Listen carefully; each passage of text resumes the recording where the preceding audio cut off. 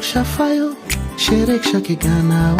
Nini ani hamjak pani Kothoma bushalayo Sharifai koksafayo Sherek shake ganao Nini ani hamjak pani Kothoma bushalayo Pisa jak sithun Nini ani kothoma Nang no langmani Nang no ani hamjak ma Mushaja kapangani Gana mani nono tini Tong thogi bisajak shariho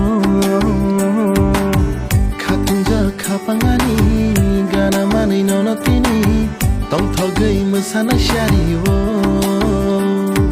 Nang fayay Kabuk cha shupung rekha Nang fayay Hamjak na furang rekha Nang fayay Kabuk cha shupung rekha Nang fayay Hamjak na furang rekha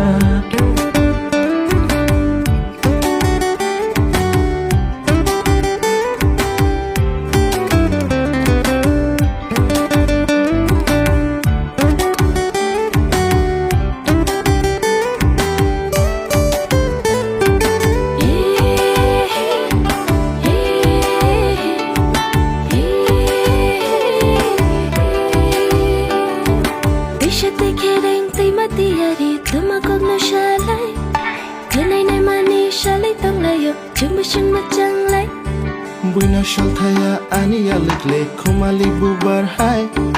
ani mokolo nang no nai thok ranchak ru faini slai logi hane yang no no na changka o ani jadu yo ang moni ni no nang bo ani no o ani rang chagyo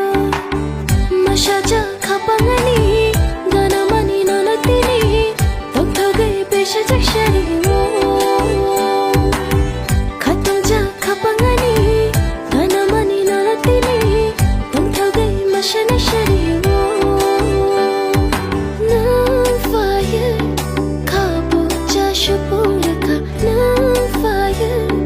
Hamjak na furang rekha Nang fire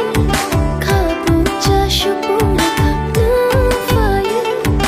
Hamjak na furang rekha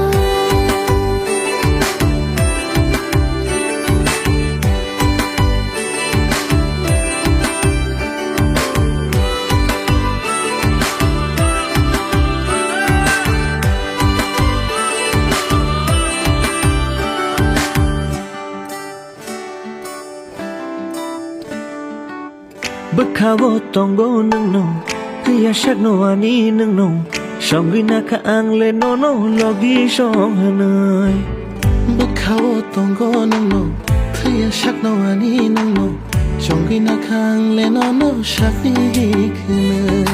Ganang ganang rekele tangai nimbayang kena Lama lam kolo hamjak le tangai nimbayang mana Ganang ganang rekele tangai nimbayang kena